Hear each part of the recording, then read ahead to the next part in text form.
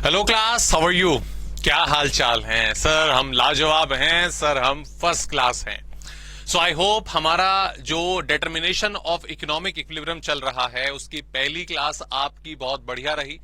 Concept जो हमने aggregate demand aggregate supply के समझे वो प्रॉपरली आपको समझ आए हैं, और अगर आपकी कोई क्वेरी अराइज हुई है तो उसको भी आपने क्लियर किया है। ओके, तो हमने लास्ट क्लास में आपकी पहली क्लास में एग्रीगेट डिमांड और एग्रीगेट सप्लाई इन दोनों के बारे में पूरी तरह से डिस्कस कर लिया। सर एग्रीगेट डिमांड क्या था? जी, एग्रीगेट डिमांड था इकोनॉमी में जितने भी गुड्स एंड सर्विसेज हैं उनकी टोटल डिमांड। ठीक है, एक पर्टिकुलर अकाउंटिंग ईयर में। कंपोनेंट की बात करें तो सी और आई, कंजम्पशन और इन्वेस्टमेंट को जोड़कर एग्रीगेट डिमांड आता है। बिल्कुल सही। रही बात एग्रीगेट सप्लाई की, जैसे आपने सारी गुड्स एंड सर्विसेज की डिमांड को टोटल करके एग्रीगेट डिमांड निकाला, ऐसे ही सारे गुड्स एंड सर्विसेज की सप्लाई को जोड़ दो, वो एग्रीगेट सप्लाई बन जाएगा ड्यूरिंग एन अकाउंटिंग ईयर। रही इसकी डिटर्मिनेशन की बात, तो aggregate supply is equals to C plus S, ये हमारा होता है। ठीक है, उसके पूरे जो कंसेप्ट थे वो हमने डिस्कस करे थे, डायग्रामेटिक प्रेजेंटेशन जो थी वो भी हमने देखी थी, राइट। अब बात आती है हमारे दो और मेजर फंक्शंस की, दो मेन कंपोनेंट्स की, जो हमें अंडरस्टैंडिंग के लिए मालूम होने चाहिए, आगे कंटेंट न्यूमेरिकल कंसेप्ट के लिए मालूम होने चाहिए। और वो क्या है? वो बहुत ही सिंपल है, वो बहुत ही सिंपल है दोस्तों। जैसा कि हमने ऑलरेडी ये डिस्कस कर लिया कि एग्रीगेट डिमांड जब हम निकाल रहे हैं तो वो सी और आई से निकलेगा, और जब हम एग्रीगेट सप्लाई निकाल रहे हैं तो वो सी और एस के जोड़ने से निकलेगा। क्लियर? मेरे पास यहां पर फर्दर तीन वेरिएबल आ गए।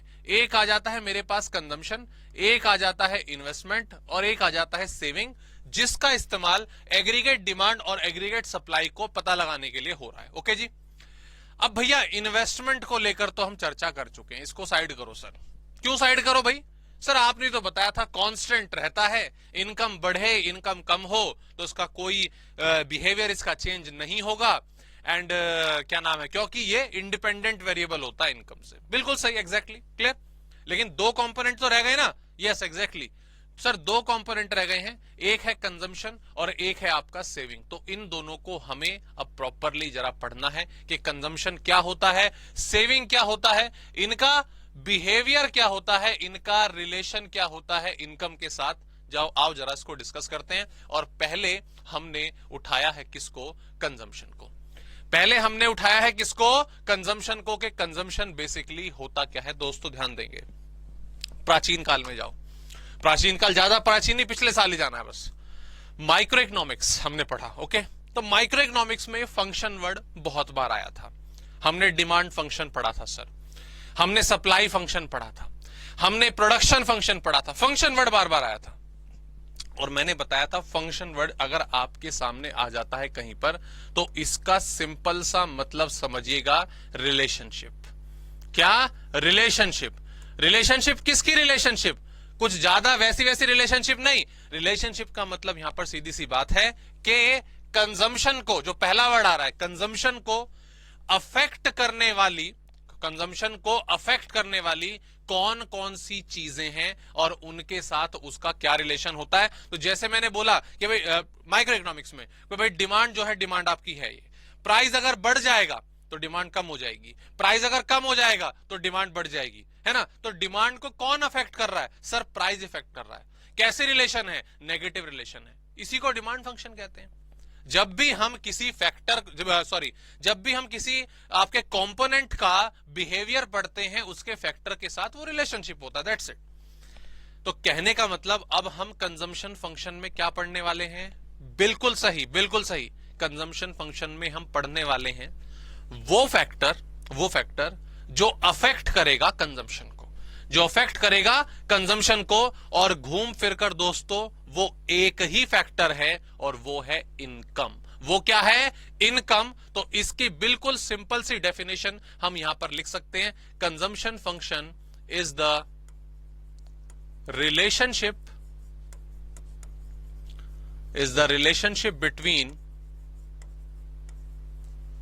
between consumption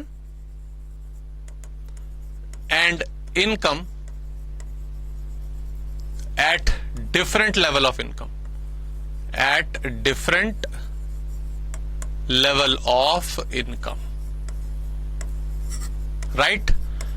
तो कुल मिलाकर जो नतीजा है, जो निचोड़ है, वो ये कहता है कि भैया कंजम्पशन का जो बिहेवियर है वो इनकम के साथ जो हम पढ़ेंगे वो कंजम्पशन रिलेशन, वो कंजम्पशन फंक्शन होगा। और होता क्या है, हम ऑलरेडी इसके बारे में डिस्कशन कर चुके हैं, जब हमने एक अपनी टेबल बनाई थी अभी पीछे एग्रीगेट डिमांड पढ़ते टाइम, कि हमने इनकम को एज्यूम करा 0, 100, 200, 300, इस तरीके से हमने इसको एज्यूम करा था।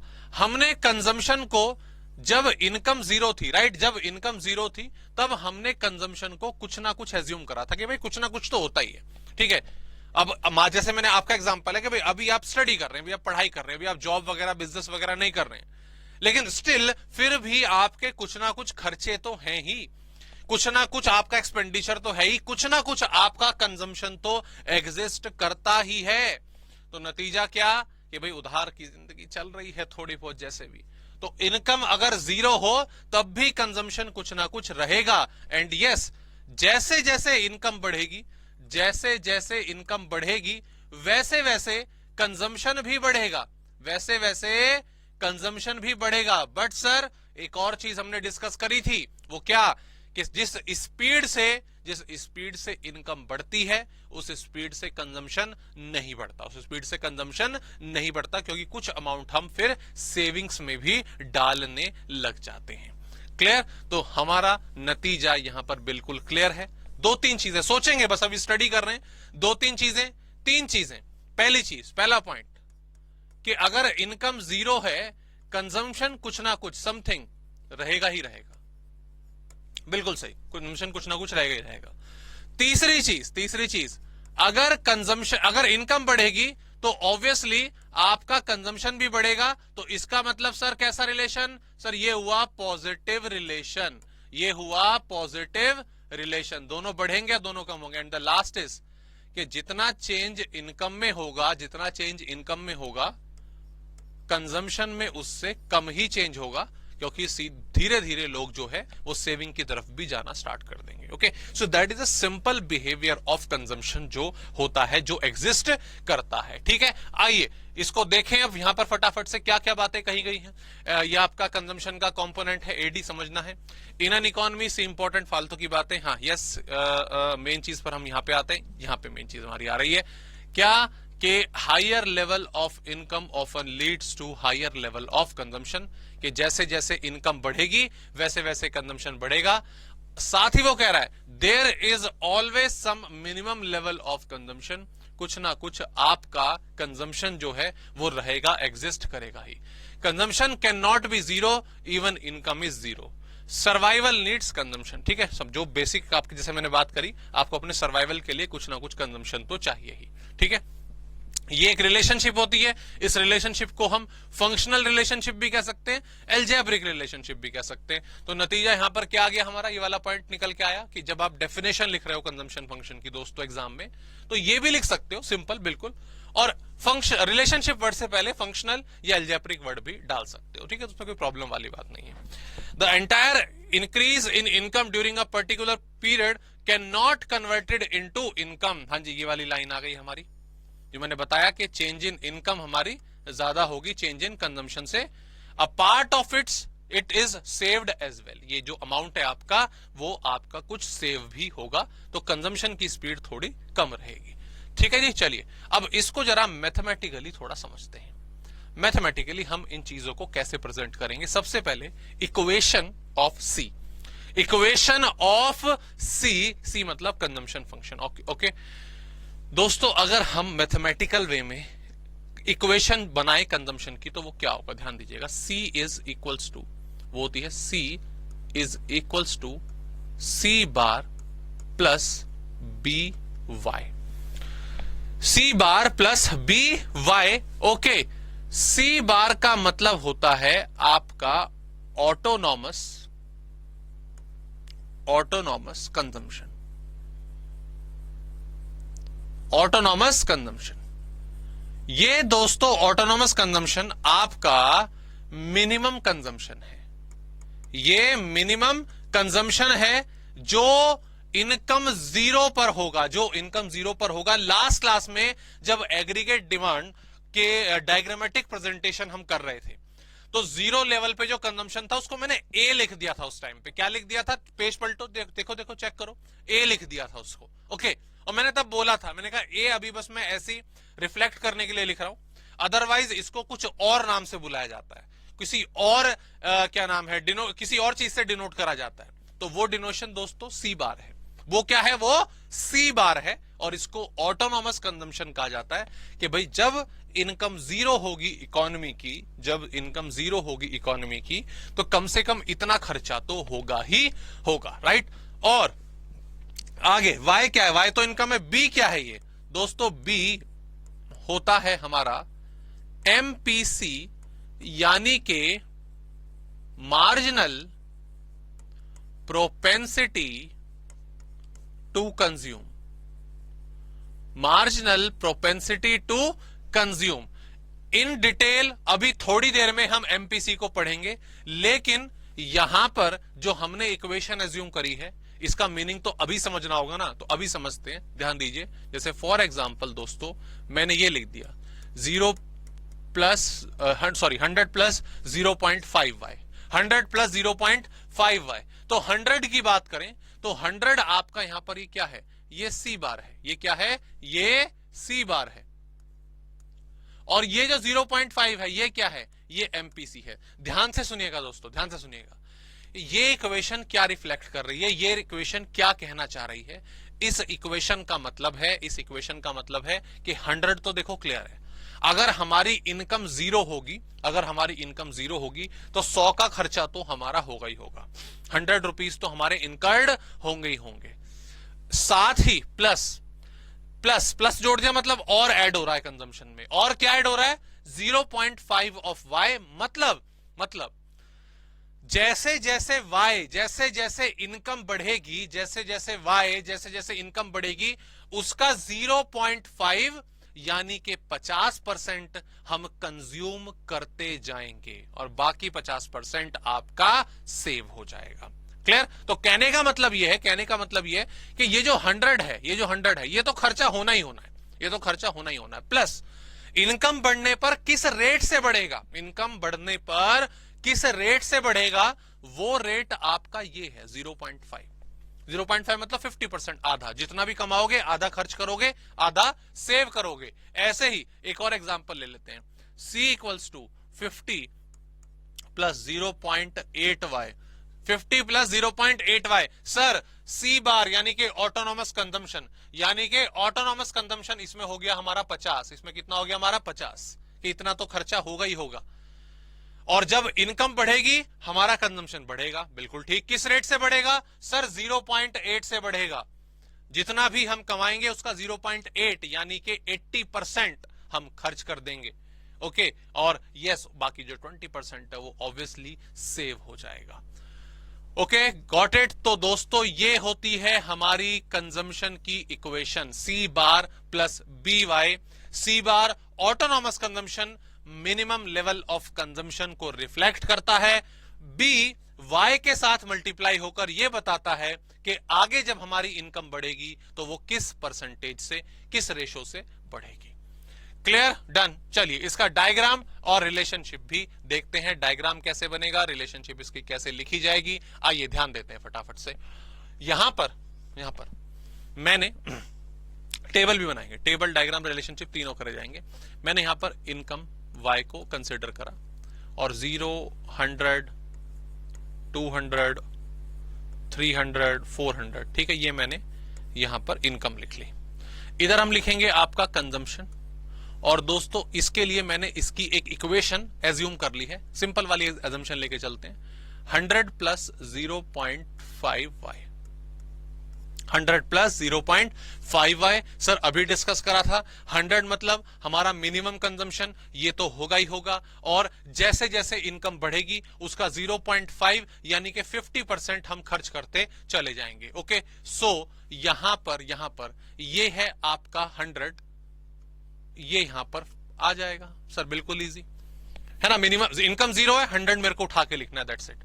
अब आगे क्या करना है, आगे क्या करना है, अब आगे इनकम हो गई है 100, तो मैं क्या करूंगा इस इक्वेशन में 100 प्लस 0.5 y की जगह बस मैंने 100 पुट कर देना है, ओके।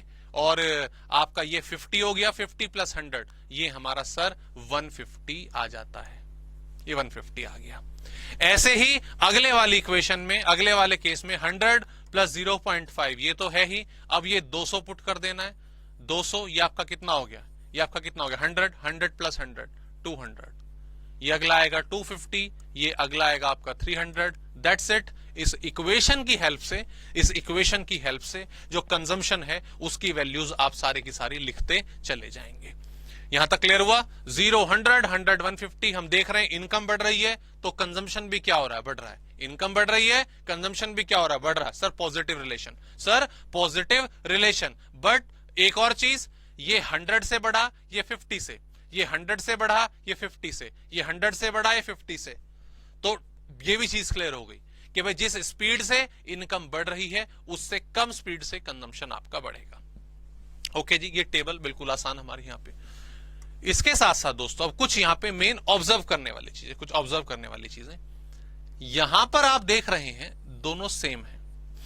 जितनी इनकम है उतना ही, माफ कीजिएगा, जितनी इनकम है उतना ही हमारा क्या नाम है, कंजम्पशन है। तो हमने क्या देखा कि कोई भी सेविंग नहीं होगी यहां पर, कोई भी आपका ना तो नेगेटिव सेविंग है ना पॉजिटिव सेविंग है। ऐसे लेवल को दोस्तों बोला जाता है ब्रेक नहीं लेना, ब्रेक इवन लेवल या break even point, break even level या ब्रेक इवन पॉइंट, जब दोनों एक दूसरे के बराबर हैं। ओके, इससे पहले जो आप ये लेवल देख रहे हैं इसको आप बोलेंगे नेगेटिव सेविंग। क्या बोलेंगे इसको? Negative saving. और ये जो लेवल है दोस्तों इसको बोला जाएगा पॉजिटिव सेविंग। नेगेटिव सेविंग और पॉजिटिव सेविंग की पिक्चर बिल्कुल क्लियर होनी चाहिए। सर ये पता चल रहा है कंजम्पशन ज्यादा है, इनकम कम है, जैसे अभी आपके साथ हो रहा है, खर्चा ज्यादा है, इनकम कम है, तो ऑब्वियसली आपकी सेविंग्स पर जो इंपैक्ट है वो नेगेटिव पड़ रहा है, सेविंग कम होंगी या लोन बढ़ता रहेगा, both are the negative saving. और यहां पर इनकम जो है वो ज्यादा है, कंजम्पशन कम है, तो डेफिनेटली हम कुछ अमाउंट सेव करने लग गए हैं। क्लियर? ये टेबल हुआ। इसको अगर हम डायग्राम पर देखें, इसको मैं यहां से हटा देता हूं, इसको अगर हम डायग्राम पर देखें, डायग्राम कैसा बनेगा दोस्तों? इजी है, ध्यान देंगे।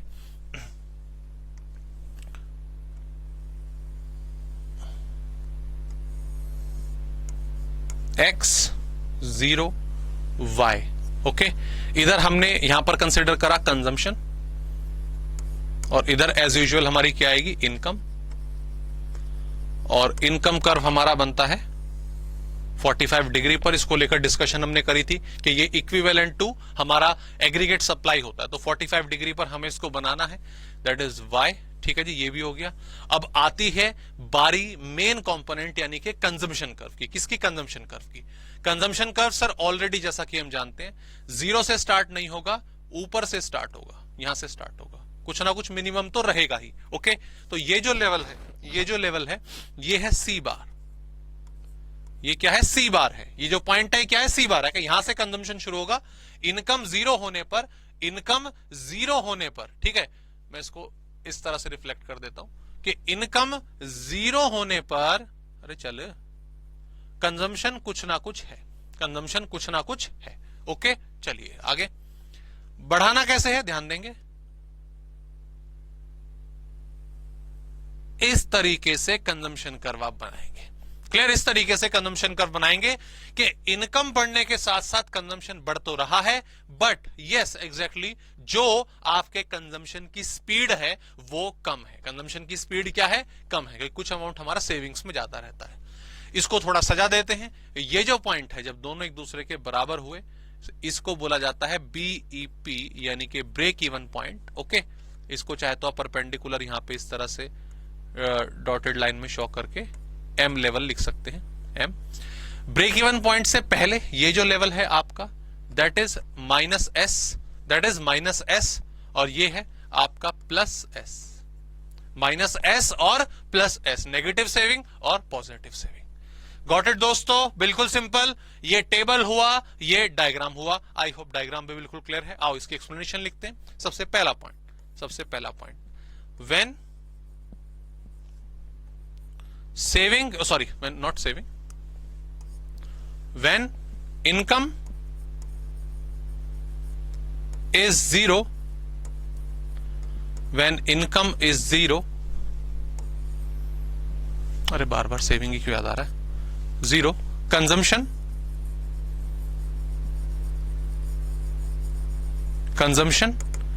is minimum, consumption is minimum, which is at C bar level, C bar level। ठीक है, इसके ब्रैकेट में आप लिख सकते हैं autonomous consumption, autonomous consumption. Clear? चलिए आगे बढ़ते हैं। Second point, when income increase, consumption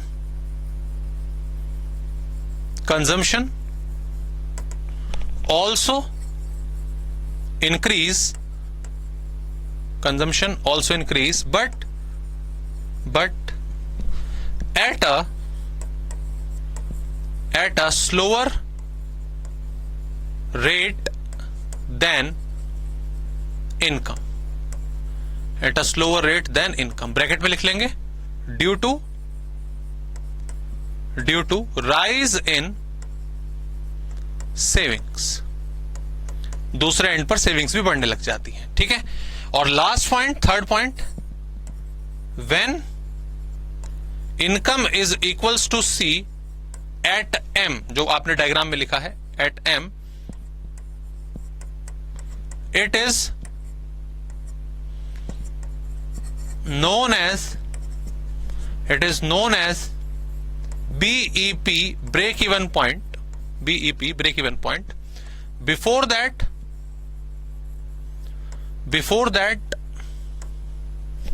savings are zero, oh sorry, before that savings are negative,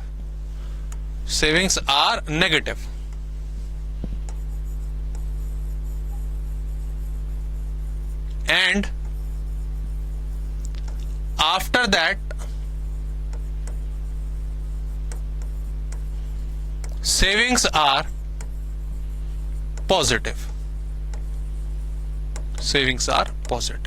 ठीक है जी, क्लियर? आपने 3 पॉइंट में अपनी सारी की सारी बात जो है वो बता दी। आपने सबसे पहले बताई मेन चीज कि इनकम जीरो होगी तो भी कंजम्पशन कुछ ना कुछ होगा, ऑटोनॉमस कंजम्पशन। अगली चीज जो आपने बताई कि भाई इनकम बढ़ेगी तो कंजम्पशन भी बढ़ेगा, लेकिन कंजम्पशन की स्पीड इनकम की स्पीड से कम रहेगी। ये भी बिल्कुल ठीक आपने बताया। और फाइनली आपने बताया ब्रेक इवन पॉइंट के बारे में कि जब दोनों कंजम्पशन और आपका इनकम दोनों बराबर होते हैं वो आपका ब्रेक इवन लेवल है। उससे पहले नेगेटिव सेविंग रहेगी, उसके बाद में पॉजिटिव सेविंग रहेगी। Clear?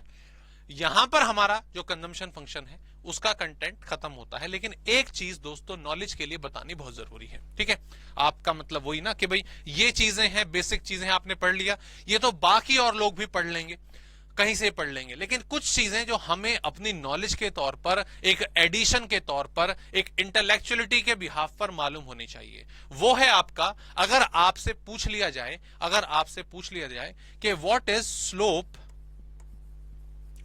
Of consumption curve, what is slope of consumption curve, कि भाई कंजम्पशन कर्व की जो स्लोप है वो क्या होती है दोस्तों। तो ऑब्वियसली आपको इसका आंसर देना है एमपीसी। क्या देना है? MPC. What is the slope of consumption curve अगर पूछ ले तो आप क्या बोलेंगे? एमपीसी। तो हमारे इस क्वेश्चन के हमारे इस डायग्राम के हिसाब से, हमने जो एग्जांपल लिया है उसके हिसाब से, अगर कोई पूछे what is the slope of consumption curve, it is 0.5, it is 0.5 जो हमने एमपीसी लिया है। ओके, तो ये तो हमने पढ़ लिया कि slope of the consumption curve is MPC. The thing is Y. ठीक है, क्यों हम ये कहते हैं कि एमपीसी आपके कंजम्पशन कर्व की स्लोप होती है? देखो आओ इसको समझाता हूं आपको। अगर हम इसको कंप्लीटली मैथमेटिकली लेके चले, कंप्लीटली मैथमेटिकली लेके लेके लेके लेके ना चले, ना चले, मत चलो मत चलो मत चलो, ठीक है। क्वेश्चन आया slope of consumption curve is, आपने लिख दिया एमपीसी। क्वेश्चन है वाई, वाई, ओके, थोड़ी देर में, थोड़ी देर में, क्योंकि अभी मैंने आपको एमपीसी को लेकर, एमपीसी कैलकुलेट कैसे होता है, एमपीसी कैलकुलेट कैसे होता है, हाँ ये बताना है ना अभी आपको। एपीसी एमपीसी दो कंपोनेंट अभी हम और डिस्कस करने वाले हैं, इनके बारे में चर्चा करेंगे, क्लियर। तो अभी थोड़ा सा अब सब्र रखना, थोड़ी एंग्जाइटी बना के रखना, एंथुजियाज्म बढ़ा के रखना, ये पॉइंट भी आएगा, फिर दोनों ही पढ़ेंगे, फिर कंजम्पशन का भी पढ़ेंगे, सेविंग का भी पढ़ेंगे, दोनों का पढ़ेंगे, ओके। सो दोस्तों ये हमने डिस्कशन करी हमारे कंजम्पशन फंक्शन को लेकर। आओ रिवाइज करें फटाफट से जल्दी। सर कंजम्पशन फंक्शन, इनकम का और कंजम्पशन का रिलेशन, बिल्कुल ठीक है, बिल्कुल ठीक है, ओके। दो तीन चीजें हमें याद रखनी है। इनकम अगर बढ़ती है तो कंजम्पशन भी बढ़ता है, लेकिन स्लोअर रेट पर, ठीक है, क्योंकि अमाउंट कुछ सेव होने लग जाता है। और इनकम जब जीरो होती है तब कंजम्पशन कुछ ना कुछ रहेगा, उसको हम ऑटोनोमस कंजम्पशन यानी सी बार से डिनोट करते हैं, क्लियर। यहां पर इक्वेशन हमने देखी, it is C bar plus B Y. C bar autonomous consumption है और जो बी है वो एमपीसी है, और अभी हमने लिखा वो हमारे कंजम्पशन कर्व की स्लोप भी होता है। क्यों, वो हम थोड़ी देर में समझेंगे, थोड़ी देर हो सकता है इस लेक्चर में, नहीं तो नेक्स्ट लेक्चर में। डायग्राम वगैरह हमने बना लिया, हमें क्लियर हुआ, ठीक है। चलिए अब आगे बढ़ते हैं, दूसरे इंपॉर्टेंट कंटेंट पर जरा आते हैं, और वो है ठीक कंजम्पशन की तरह सेविंग, कंजम्पशन की तरह सेविंग। तो हाँ जी, कितना पैसा जोड़ लिया अभी तक, बताओ कितना अमाउंट सेव कर लिया? सर अभी कहां सेव, अभी तो पढ़ाई चल रही है, अब तो उधार की जिंदगी है, ओके। अभी तो सब लोन पे चल रहा है, मांग के चीजें रिक्वेस्ट कर करके हम अपनी दीन दुनिया चला रहे हैं, बिल्कुल ठीक है। तो सीधी सी बात है, अभी सेविंग क्या होंगी? सर अभी तो सेविंग नेगेटिव में, ठीक है। अगर इकोनॉमिक वे में देखा जाए, पेरेंट्स से जो ले रहे हैं वो नहीं देना, वो बात अलग है, ठीक है, लेकिन इकोनॉमिक वे में देखें तो नेगेटिव में जा रहा है मामला। सो द थिंग इज, क्या हमेशा नेगेटिव ही रहेगा? नहीं सर, ऐसे थोड़ी ना हमेशा नेगेटिव में रहेगा। जब हम कमाएंगे, जब हम कमाएंगे तब हमारी सेविंग्स जो है वो होने लग जाएंगी। तो सेम थिंग कि सर यहां पर ये वर्ड आपने बता दिया, फंक्शन, फंक्शन वर्ड मतलब रिलेशनशिप। रिलेशनशिप किसके साथ? जो सेविंग को अफेक्ट करेगा, जो सेविंग को अफेक्ट करेगा। और अभी हमने बातों बातों में डिस्कस कर लिया कि सेविंग हमारी तब बढ़ेंगी जब हमारी इनकम होगी, सेविंग हमारी नेगेटिव होंगी जब इनकम नहीं होगी। तो सेम थिंग अगेन कि सेविंग को भी अफेक्ट करने वाला जो फैक्टर है वो है इनकम। सेविंग को भी जो अफेक्ट करने वाला फैक्टर है वो है इनकम। तो आओ इसकी डेफिनेशन बना दें, आओ इसकी डेफिनेशन बना दें। Saving function is the relationship, और वही फंक्शनल वर्ड डाल सकते हो, relationship between saving and income, short में लिख रहा हूं, at different level of income. बिल्कुल सेम डेफिनेशन, बस वहां पे कंजम्पशन की रिलेशनशिप थी, यहां पे सेविंग की आ गई, दैट्स इट, और कुछ नहीं है, okay. So C function leads to S function, we know Y is equal to C plus S, इसको भी थोड़ी देर में डिस्कस करेंगे। यहां पे इसको रोकते हैं। हाँ, हमने बस अपनी जो डेफिनेशन है वो यहां पर लिख दी। ये सेविंग फंक्शन क्या है? It's completely dependent on the income. और यहां पर भी दोस्तों और रिलेशनशिप पहचाने, हमने कंजम्पशन की तो समझ ली ना, कंजम्पशन की समझ ली कि इनकम बढ़ती है तो कंजम्पशन बढ़ता है, इनकम कम होगी तो कंजम्पशन भी कम होगा, पॉजिटिव रिलेशन, बिल्कुल ठीक। ठीक उसी तरीके से दोस्तों यहां भी सिंपल है, इनकम बढ़ेगी तो सेविंग भी बढ़नी है, अगर इनकम कम होगी तो सेविंग भी कम ही होनी है। भाई मैं बोलूं, भाई आप अमाउंट ज्यादा सेव करना चाहते हो हैं, तो ऐसा हो सकता है कि बिना कमाए सेव करने लग गए। आपकी सैलरी थी मान लो फॉर एग्जांपल 50,000 रुपए, और क्या नाम है, आप उसमें से 20,000 सेव कर लेते थे, 30,000 आपको चाहिए अपने सर्वाइवल के लिए। आपकी इनकम कम हो गई, भगवान करे ऐसा ना हो, ठीक है, इनकम कम हो गई, 50 से 40 हो गई। मैं बोलूं ज्यादा सेव करके दिखाओ, पहले 20 थे, ज्यादा करके दिखाओ। अरे सर भूखे थोड़ी ना मरेंगे यार, हैं, जिंदा रहेंगे तो आगे कमा लेंगे, देखा जाएगा। तो भाई इस मामले में फिर सेविंग क्या कम करनी पड़ेगी। तो बिल्कुल सिंपल है, इनकम बढ़ेगी सेविंग बढ़ेगी, इनकम कम होगी, सेविंग कम होगी। यहां पर भी कैसा रिलेशन सर, यहां पर भी पॉजिटिव रिलेशन आ रेला है। ओके, अब इसके इक्वेशन की बात करते हैं, बात करते हैं इसके इक्वेशन की, मैथमेटिकल इक्वेशन। आओ देखो, समझो, ध्यान दो। एक चीज हम ऑलरेडी जानते हैं कि C plus S equal to Y होता है, यही चीज यहां पे लिखी हुई थी, ठीक है। C plus S equal to Y होता है। भाई जो आपने कंज्यूम किया, जो आपने सेव करा, वो आपकी इनकम के बराबर। जो आपने खाया प्लस जो आपने बचाया इज इक्वल्स टू जो आपने कमाया। जो आपने कमाया तो पोयम बन गई, ठीक है, क्लियर। अब आगे ध्यान देंगे प्लीज। अगर मैं इसको ऐसे लिख दूं तो बुरा तो नहीं मानोगे? बुरा तो नहीं मानोगे सर? बिल्कुल नहीं, ये तो मैथमेटिक्स है। सी इधर चला गया, बस that's it. S is equal to Y minus C हो गया। चलो बहुत बढ़िया, चलो आगे बढ़ते हैं, इधर लेके आते हैं इसको। अगर मैं इसको S equals to Y minus C bar plus B Y लिख दूं तो बुरा तो नहीं मानोगे? बुरा तो नहीं मानोगे सर? नहीं, क्योंकि आपने अभी ऊपर ही तो पढ़ाया था, कंजम्पशन की जो इक्वेशन है, वही तो आपने लिख दी है यहां पे, सी bar plus B Y. C bar autonomous consumption, B आपका एमपीसी, वाई आपका इनकम। ओके जी, ठीक है, चलो आगे बढ़ते हैं। अब जरा ब्रैकेट ओपन कर दो जरा, सी बार माइनस बी वाई, सी बार माइनस बी वाई। ओके जी, सी बार माइनस बी वाई हमारा ये आ गया, ब्रैकेट खोल दिया सर, बिल्कुल ठीक है। यहां पर वाई अलग अलग हैं, बीच में सी बार में माइनस सी बार आ रहा है, इसको जरा हटा देते हैं। चलो ठीक है, माइनस सी बार हमने इधर करा, plus Y minus B Y, ये वाई वाले टर्म्स हमने एक साथ अलग रख दिए, ठीक है। Let's come to the final conclusion दोस्तों। S is equals to minus C bar plus y common ले लो, y क्या कॉमन ले लो, तो 1 माइनस बी वाई। ये हमारी सेविंग फंक्शन की इक्वेशन होती है कि S equals to minus C bar plus bracket में 1 माइनस बी वाई, क्लियर। तो ये तो सिंपल डेरिवेशन होगा, आओ इसका थोड़ा सा ऑपरेशन कर ले। मैं यहां पे सी भी लिख रहा हूं, प्लस बी वाई, दोनों का आपस में जो लॉजिक है वो समझ आ जाएगा, क्लियर। ध्यान देना दोस्तों, यार ये सी बार जो था मैंने आपको बताया था ऑटोनॉमस कंजम्पशन, है ना। सी बार क्या बताया था? ऑटोनॉमस कंजम्पशन बताया था सर, बिल्कुल ठीक है। तो ऑब्वियसली ये यहां पर माइनस का साइन लग गया, सी बार के साथ सिर्फ माइनस का साइन लग गया। अगर सी बार ऑटोनॉमस कंजम्पशन है तो माइनस सी बार क्या हो गया सर? ऑटोनॉमस कंजम्पशन माइनस में हो गया। नहीं, इसको बोलो ऑटोनॉमस सेविंग, और ऑटोनॉमस सेविंग और ऑटोनॉमस कंजम्पशन दोनों सेम होंगे, बस दोनों में माइनस साइन का फर्क होगा। आप खुद सोचो ना, इस टाइम पर आपका खर्चा मिनिमम 1000 रुपए है, तो सीधी सी बात है ना, 1000 रुपए आपने कंज्यूम करा autonomous consumption, exactly same amount से आपकी सेविंग पर नेगेटिव इफेक्ट पड़ेगा, वो नीचे जाएंगी।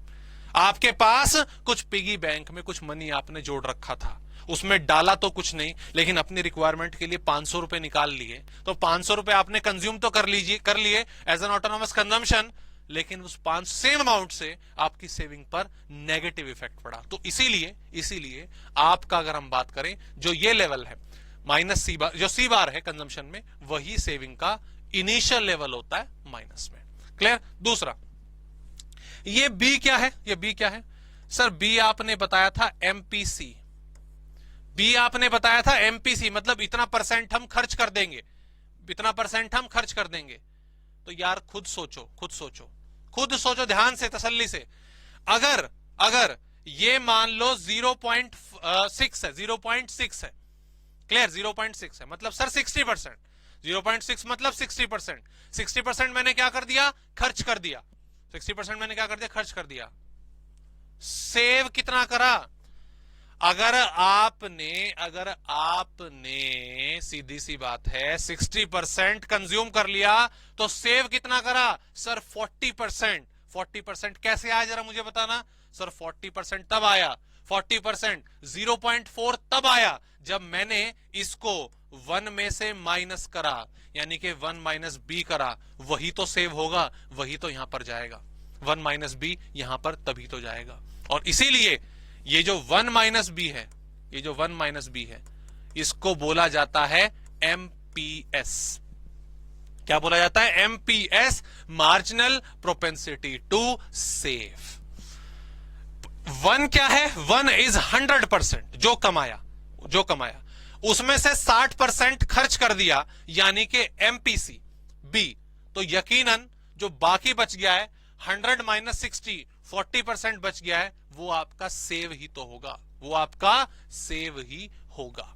क्लियर। इसको और सिंप्लीफाई करते हैं, इसको और सिंप्लीफाई करते हैं। देखो दोस्तों, अगर मैं आपसे बोलूं कि कंजम्पशन फंक्शन 100 प्लस 0.6y है, 100 प्लस 0.6y है, तो जरा बताना कितना पैसा जोड़ा होगा, कितना पैसा सेव करेंगे सर। सिंपल, ये माइनस में। और अगर 0.6 खर्च कर दिया है तो यकीनन 1 माइनस 0.6 यानी कि 40% आपका सेव हो जाएगा। ये हो गया सेविंग फंक्शन। ऐसे ही आपसे बोला गया कि C है 200 plus 0.7y, sir it's very easy, saving must be minus 200 प्लस 0.3y। सर अगर आपने हमें दिया कि C equals to 50 plus 0.85y, sir it's easy, it must be minus 50 S is equal to minus 50 plus 0.15y। बस 85 पर, बस 0.85 जो है उसको 1 से माइनस करना है, या 85% को 100% से माइनस करना है। Clear, that's it. और अगर हम इसको और कंक्लूड करना चाहें, इसको हम और कंक्लूड करना चाहें तो दोस्तों इसमें मैं एक चीज और आपको बताना चाहूंगा, इसको हटा दो।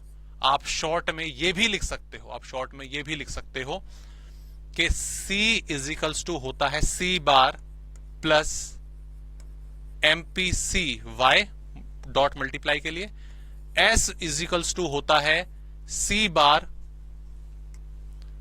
बार माइनस में प्लस MPS Y। ये निचोड़ है, ये निष्कर्ष है हमारा आपस में कंजम्पशन और सेविंग का। सो आई होप ये आपको कंटेंट यहां पर प्रॉपरली समझ आ गया होगा, क्लियर हो गया होगा, जो हमने इक्वेशन की बात करी। ठीक है, डायग्राम और रिलेशनशिप की बात देखते हैं। डायग्राम रिलेशनशिप दोस्तों इतने में नहीं आ पाएगा, तो आप इसको मैं थोड़ा दूर ले जाता हूं, यहां पर मैं इसको बताना चाहता हूं, इधर से बताता हूं। ठीक है, डायग्राम एंड रिलेशनशिप कि किस तरीके से सेविंग कर्व को ड्रॉ करा जाता है, ध्यान देंगे। बिल्कुल सिंपल। यहां पर आपने वही इनकम को कंसीडर करा, 0, 100, 200, 300, 400। ठीक है, मैं कंजम्पशन अपना पुराने वाला ही उठा रहा हूं जो पिछले क्वेश्चन में था। हमने निकाला हुआ था 100, 150, 200, 250 और 300। ठीक है, अगर आप यहां पर सेविंग कर्व निकालेंगे, एस निकालेंगे, वो हो जाएगा y माइनस सी। इक्वेशन से भी निकाल सकते हैं, बट डायरेक्टली सारी इंफॉर्मेशन है तो ऐसे निकाल देते हैं, y माइनस सी। 0 माइनस 100 माइनस 100, 100 माइनस 150 माइनस 50, 200 200 0, ये आपका 50 और ये आपका हो जाता है 100। That's it. सेविंग स्टार्टिंग में नेगेटिव थी, इनकम बढ़ने लगी, सेविंग भी बढ़ने लगी, और 0 से क्रॉस होते हुए फिर वो पॉजिटिव की तरफ होती हुई जा रही है। एक क्लियर? ये पॉइंट क्या आपका, ये यस सर हम जानते हैं ये ब्रेक इवन पॉइंट है, जब दोनों एक दूसरे के बराबर है। ओके, कौन, कंजम्पशन और इनकम, और सेविंग 0 है, या फिर आप डायरेक्टली बोल सकते हैं। इस लेवल पर सेविंग हम नेगेटिव देख रहे हैं क्योंकि इनकम कम है, कंजम्पशन ज्यादा है। यहां पर पॉजिटिव है क्योंकि इनकम ज्यादा है, कंजम्पशन कम है। Okay, that is the behaviour of income and consumption, income and saving. अब इसको डायग्राम देखेंगे, इसका डायग्राम इंपॉर्टेंट है।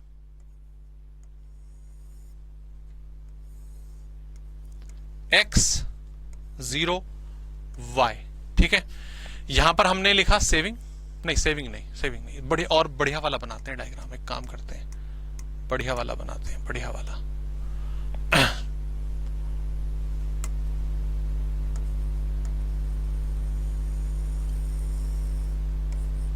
हाँ जी, y sorry x y dash 0, इधर कंजम्पशन एंड सेविंग दोनों, इधर इनकम, इधर हमारी इनकम। ओके, ये हमारा इनकम कर्व, ये हमारा कंजम्पशन कर्व, ये break even point BEP break even point, ये हमारा सी बार, ये हमारा सी बार। अब ये वाला डायग्राम तो सर हम ऑलरेडी पहले से जानते हैं, जो हमने अभी कंजम्पशन कर्व में बनाया था, ठीक है। इसकी हेल्प से जो सेविंग कर्व है हमारा, वो किस तरीके से बनेगा, आओ जरा देखें, आओ जरा नजर डालें, ध्यान दो। ये जितना सी बार है ना, ये जितना सी बार है, इतना ही नेगेटिव में ले आओ और इसको नाम दो माइनस सी बार, ठीक है। इसको नाम दो माइनस सी बार। ये एरो बनाने की जरूरत नहीं, मैंने समझाने के लिए बताया बस, ठीक है। बनाने का मतलब एग्जाम में नहीं बनाना, अभी समझने के लिए अपने आप नोट्स में बना सकते हो। क्लियर? ये एक पॉइंट मुझे मिल गया कि ये वो पॉइंट है जहां से मेरा सेविंग कर्व स्टार्ट होगा, जहां से मेरा सेविंग कर्व स्टार्ट होगा, क्योंकि सेम लेवल कंजम्पशन का पॉजिटिव में होगा, सेम लेवल सेविंग का नेगेटिव में होगा। क्लियर? दूसरा, ये ब्रेक इवन पॉइंट है, इस ब्रेक इवन पॉइंट से आपने परपेंडिकुलर ड्रॉ करी, परपेंडिकुलर ड्रॉ करी, ये एम लेवल हमारा यहां पर आ गया, एम लेवल हमारा यहां पर आ गया। एम लेवल पर जब ब्रेक इवन पॉइंट होता है तो हमने यहां पर बनाया सेविंग 0 होती है। सेविंग क्या होती है? 0 होती है। ये दो पॉइंट हमें मिले, ये दो पॉइंट हमें मिले, इन दोनों को ज्वाइन करेंगे और इस तरीके से सेविंग आपकी बढ़ती चली जाएगी। यस एग्जैक्टली, इस पॉइंट से पहले ये जो ट्रायंगल है ना, ये वाला ट्रायंगल और ये वाला ट्रायंगल सेम एरिया बताएंगे, क्योंकि ये दोनों नेगेटिव सेविंग्स हैं, क्योंकि दोनों क्या हैं? नेगेटिव सेविंग है। तो मैं यहां पे लिख देता हूं माइनस एस, यहां लिखो, बात एक ही है, क्योंकि एरिया सेम होगा। और ये क्या है? Plus S, positive saving. 0 के बाद सेविंग्स हमारी पॉजिटिव हो जाएंगी। डन। एक्सप्लेनेशन की बात करते हैं। सबसे पहला पॉइंट एक्सप्लेनेशन का, when income is 0, income is 0, savings are at minimum level, bracket में लिखेंगे आपका सी माइनस सी बार या आपका ऑटोनॉमस सेविंग, ठीक है। पहला,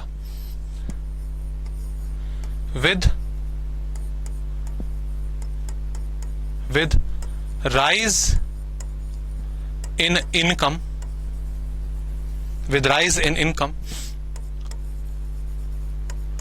saving also rise but remain negative till income is equals to consumption। जब तक दोनों बराबर नहीं हो जाते तब तक उससे पहले ही आपकी नेगेटिव ही रहेगी। And the last point, at break even point savings become 0 and after that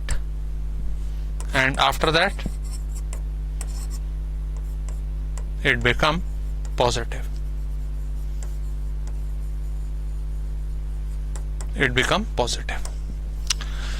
clear? Done. यहां तक क्लियर हुआ?